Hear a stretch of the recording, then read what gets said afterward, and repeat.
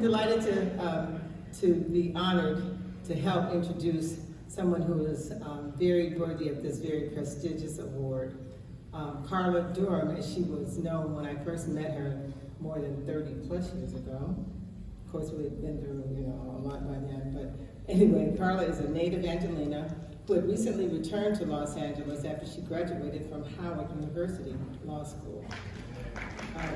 We connected at a Black Women Lawyers meeting, and we soon became fast friends, and we teamed up and became the chair of the cocktail sip committee and the scholarship luncheon committee.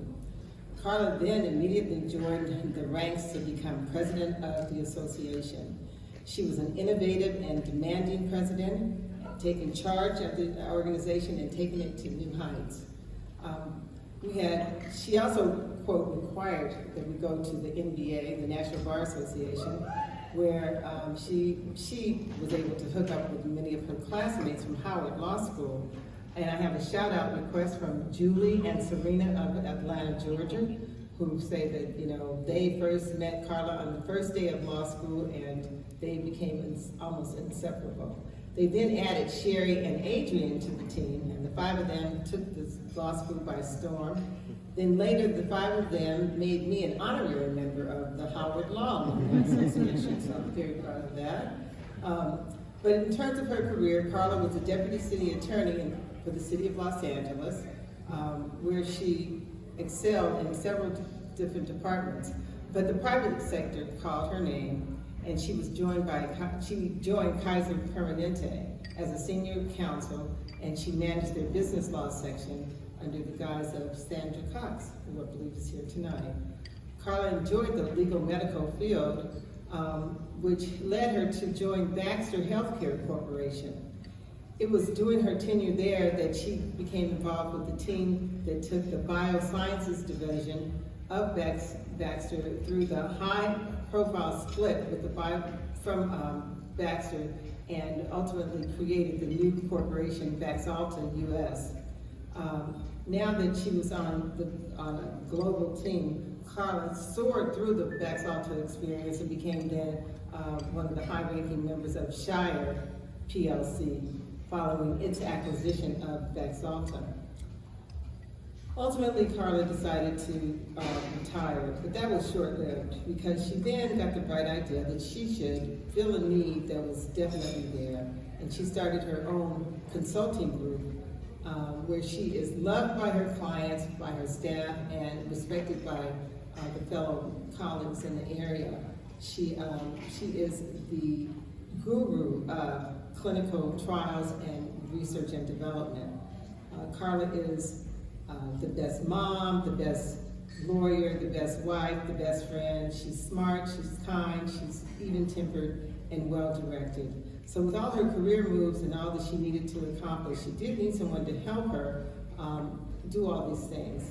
Enter Caldwell Durham, her father. Her father was such a wonderful assistant that he drove Corinne and Coburn to their school, to their tutors, to their friend's house, to their practices, to everywhere they needed to be. And he became an Uber driver long before there was an Uber. Carla is very interested in her community. She's a 50-plus member of United Methodist Church here in Los Angeles. She also is a past president of the Los Angeles chapter of the Links of Los Angeles. And she's a member of Delta Sigma Theta. And she is, most importantly, the proud mom of Dr. Corinne Pittman and soon-to-be attorney Coburn Pittman. And with that, I bring on the poet laureate of the City of Los Angeles, Attorney Lynn Thompson.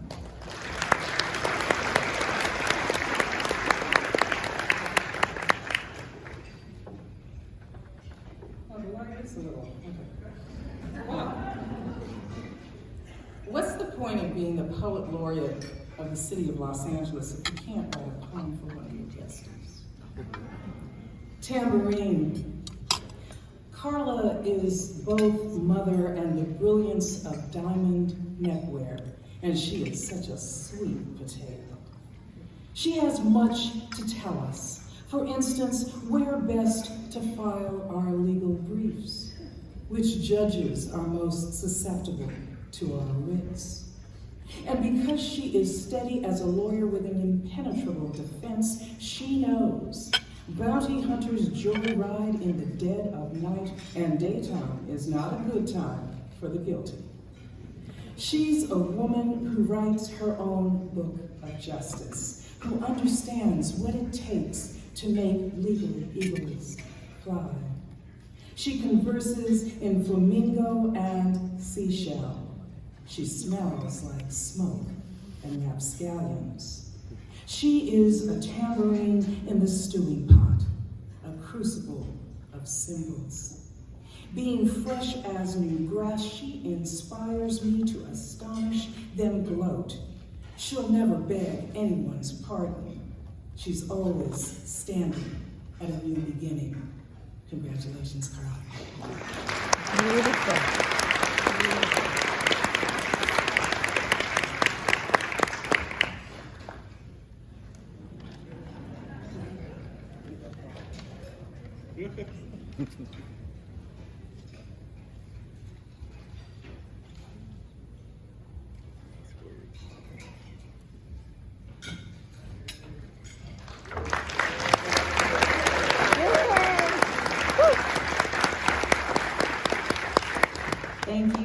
Thank you, Renee and Lynn, for those beautiful remarks and that beautiful poem.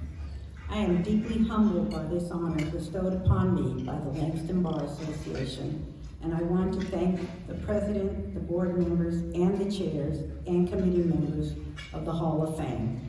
There is no greater honor than to be recognized by your peers. I would like to take personal privilege to thank and acknowledge my dad, who is here this evening. My mom is looking down on us from heaven, but my dad is here. He turned 101 last month. Wow. He celebrated his birthday and will continue to celebrate his life. He is a wonderful father, grandfather, and great-grandfather. He has lived a charmed life, as he would say, and continues to be an inspiration to me and to the rest of our family and friends. Dad was just a child when his parents made the move from Mississippi to Chicago during the Great Migration, looking for a better life, a better education. He grew up on the south side of Chicago during the Great Depression, married my mom, joined the Air Force, and served in World War II. After the war, he went to IIT on the GI Bill, became an electrical engineer, only to realize, as a black man, no one would hire him. So he picked up and moved the family to Los Angeles, where he was able to get hired as an electrical engineer at Lockheed. I say all this so you understand. I come from good stock. He instilled in me a sense of pride and self-worth, which has followed me throughout my legal career. I initially started in local government, working for the city attorney's office, which was a great place for litigation experience. There I made a great many friends, many of whom are here today. So thank you to all of the deputy and assistant city attorneys who are here. I'd also like to acknowledge Black Women Lawyers Association of Los Angeles. It was during this time, when I was first getting established in the legal profession, that I had the opportunity to join BWL and work with them in the community. Even though I was born and raised here in Los Angeles, I went away for school to Northwestern University and then to Howard Law. BWL was welcoming and supportive when I returned, helping me make connections, and I have stayed active with them ever since. Thank you to all of my BWL sisters who are here. Through the years, I am thankful I was able to make the transition from government work to the corporate sector. It is not the usual track to take, but I was blessed to have made it and ended up working at Kaiser Permanente as senior counsel in the business law section. I had a fabulous boss, Sandra Hicks Cox, who was previously inducted into this Hall of Fame. I also made good friends, one of whom is here this evening, Attorney Earl Dorsey. Thank you for coming, Earl. I went from the service side of healthcare to the product side with my move to Baxter Healthcare Corporation as Senior Counsel in Research and Development. Again, I was blessed to have another fabulous boss, Anna Richo, who couldn't be here tonight, but we remain in touch and are good friends. When I transitioned from Baxter, I started my own Pittman Legal Consulting Group, getting work from some of my former clients who had moved on to work in smaller startup pharmaceutical companies. Another true benefit from Baxter was hiring someone who had become a dear friend and colleague, Carol Crevassier. She was my paralegal at Baxter and is now my senior contracts manager. She makes up the group in my business, and the two of us have continued working together and remain close friends, and she is here tonight, my partner in crime, Carol Crevassier. Thank you. Besides my dad, my brother Lyle is here, also a Howard Law grad. My sister Gail, also a lawyer, could not be here, but is with me in spirit. My sister-in-law Margaret, nephew Dexter and his wife V. Shauna all flew in from Maryland, along with cousins Buck and Mimi, BJ from New Jersey, our friends from Detroit, Leslie and Leland, also Howard grad, Kevin Judd, past president of the National Bar Association and the Howard Law alumni. All are here this evening, and I thank you for coming. And now, for the love of my life, my husband of 35 years, Alvin Pittman. Many of you know the story of how we met at Howard Law my first day, freshman year. We have grown together in love, have continued to be active in the community, and the best gift he gave me is our two adult children. Dr. Corinne Alicia Pittman, ear, nose, and throat, head, neck surgeon at Georgetown in her second year of residency. Wherever you are, please stand. And Colby Alvin Pittman, who just graduated from Pepperdine Law and is now preparing for the bar exam. You are my best friend. Truly, if any of you have read the book The Letter by Toni Morrison, you know that saying. You are my best friend. God has truly blessed me with an amazing career, an amazing husband, amazing family, and friends. As one of my friends who is here tonight always says, it doesn't get any better than this. Thank you all so much. Thank you, Langston, for this great honor.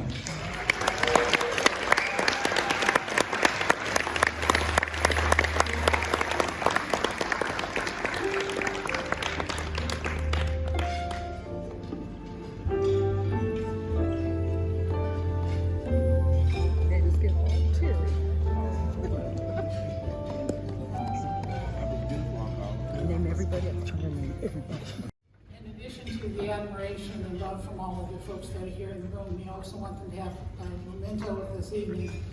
So you've seen all the certificates and plaques that were outside that were given to them, but they also each getting a certificate award that looks like this. And so they have one for everybody. And Carla.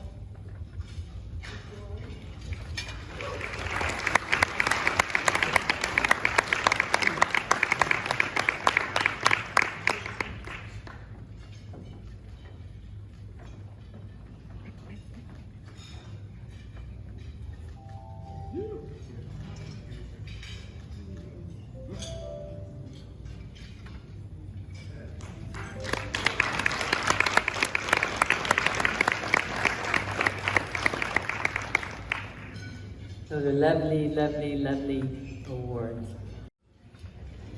In the early 1990s, Alvin Pittman and I attended a Langston Bar Association general meeting. Then President George Mallory announced a couple of members' successes. He announced that I had received a defense verdict in my civil case, which I thought felt good. Then he announced Alvin received a verdict for $1 million. Big difference. Simply stated, Alvin is a top-tier trial attorney in this country. In 1986,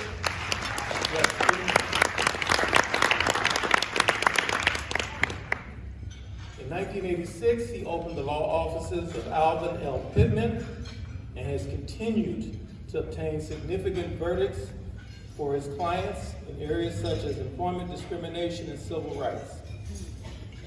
He is admitted to practice in 3 states and successfully litigates in multiple venues such as North Carolina, Michigan, Florida, New York, and throughout the state of California. One little tidbit he told me was that he's calculated he's flown some 4 million miles in his career representing his clients. I sure wish I had some of his frequent flyer miles. I met Alvin when he came to Los Angeles and was looking for a place to play competitive basketball. He was directed to my Saturday morning group. His infectious ability to connect with people was immediately evident, and he was instantly a mainstay and leader within our group. On the basketball court, he was tenacious, highly competitive, and extremely skilled, just as he is in a courtroom. One thing that I always admired about Alvin was the ease and comfort in which he interacts with all people, regardless of background, whether he is speaking with an unsheltered person on the street or the President of the United States. He has this unique charisma, a southern charm, if you will, genuine concern and interest for others, and the ability to even turn his legal adversaries into his ardent supporters. Alvin has a big heart and is always willing to give of his time and his money to help others. One charity, which is real dear to him, is the Alvin L. Pittman Underprivileged Youth Group. Through this organization, he provides economic and educational opportunities, school supplies, memorable summer experiences for these young people, and more important, inspiration to many of these young, deserving young people. At the other end of the spectrum, he's a strong supporter of the Rice Center Senior Day Camp in North Carolina, a day camp for elders and adults with disabilities. On a personal note, there's no better friend than one can have. He's been there for me and my family, and has been truly appreciated. It is my honor and privilege to introduce to you Alvin L. Pittman.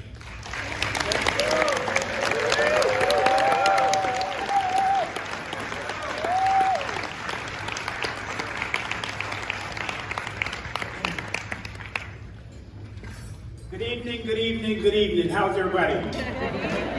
You know, for 30 long years, I sat out there wondering what it would be like to stand here under these circumstances. And boy, does it feel good.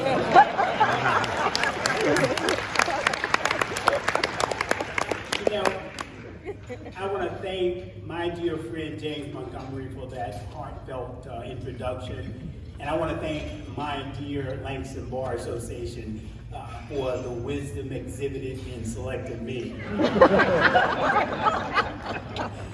There are a lot of people that I owe thanks to.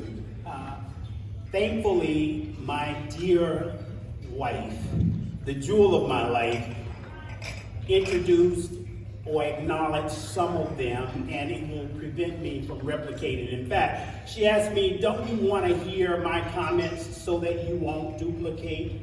And I said, no, I won't duplicate.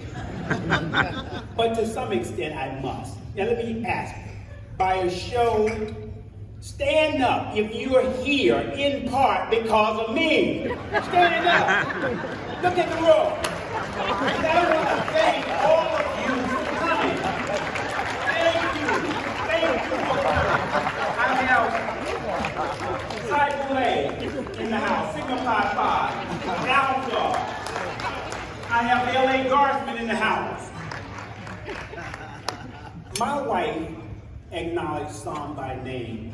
There are a few people in the room I must go back to. my sister is in the house, my oldest sister, and she's responsible for typing all of my papers to facilitate my becoming a lawyer. So I have to thank my dear sister, Margaret Carlisle.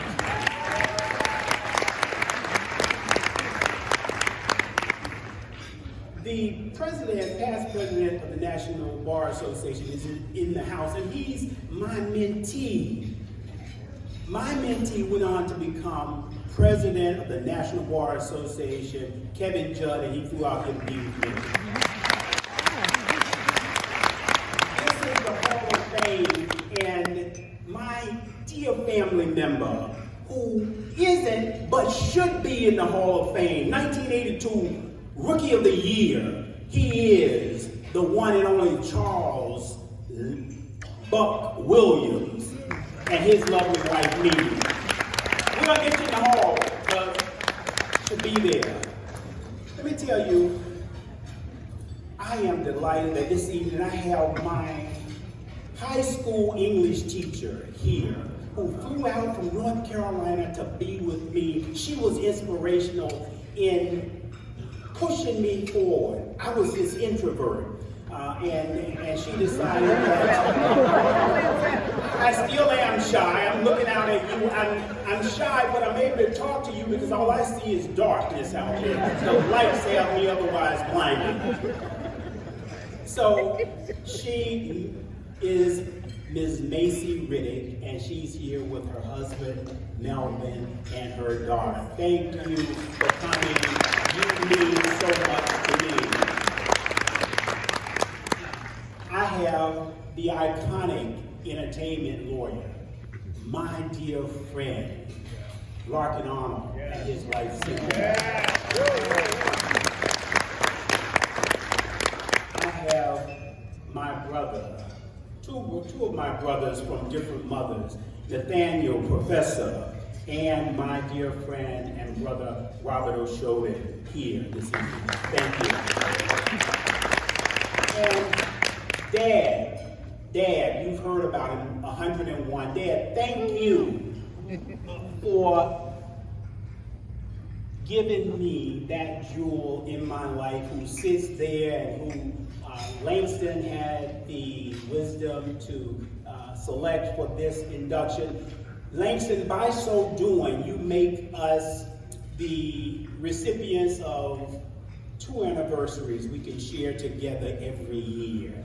We can share yet another anniversary, honey. How about that? So, thanks to all who are here this evening for supporting me. I want to share just a quick story of what shaped my career. 1978 was a very, very good year.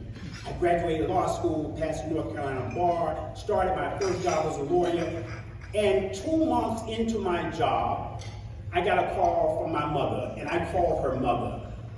Mother said, Alvin,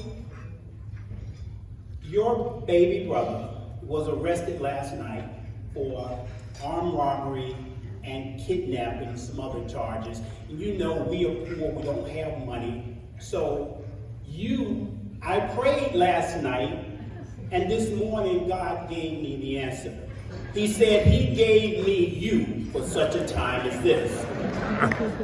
Now, all the criminal lawyers and judges in the room, you know, there are times in this little quick summary that you will say, oh no, don't do it. So mother's call, I answer. I go home, I meet with her, she looks me in the eye, and she says, you know we don't have money, he is innocent, and he has to be released. And God is going to guide you through this. So with no money for bail, can't wait for a trial, what do? I go all in because God put me on this path to go all in at the probable cause hearing. Don't do it, right, criminal lawyers? Don't do it. But fast forwarding, when I walked out of the court that day, my baby brother walked with me, a free man. Without the applause here, I went all in. That was a happy day for my brother. It was a proud day for my mother and the family. And Mom grabbed my hands, looked me in the eye, and said, "Now, Alvin, you can go and do for others what God had you do for your baby brother." Now, ponder that for a moment, because I didn't make one dime representing my brother. So I knew she didn't mean, just go out and work for free and remain in poverty. And I haven't since practiced criminal law. But my takeaway was that on behalf of every client, I should do my very best. And I should ask and allow God to help me through whatever I undertook to do. And that has served me well. Langston, your selection of me this evening for this prestigious honor says that maybe Mom, in her poverty, was yet wise. And perhaps for embracing what she recommended, I'm okay. Thank you for this honor.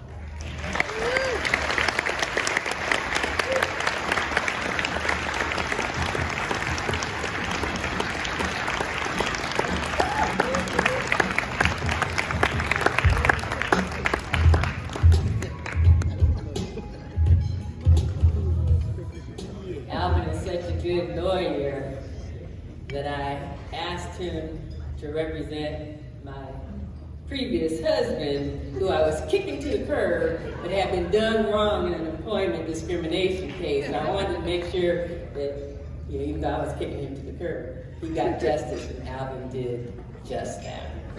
So thank you for that. Some fun facts about the Pittmans. Carla's sister Gail and I used to babysit, or maybe it was child sit, Carla when she was in either the 2nd or the 3rd grade. Carla and I go way back. Another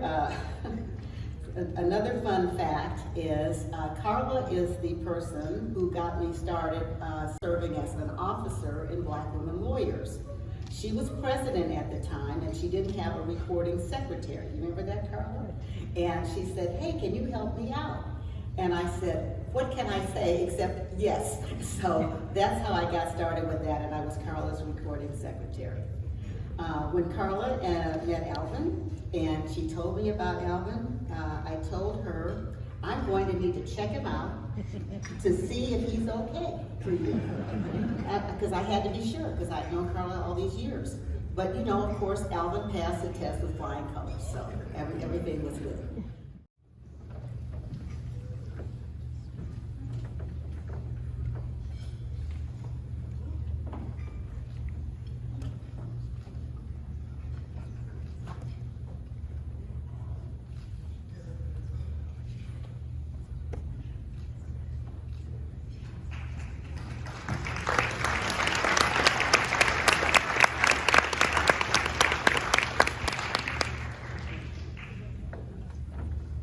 It's been my pleasure to serve as your MC. How did you like the outfit and hair change? Why not? Why not? This is our Academy Awards.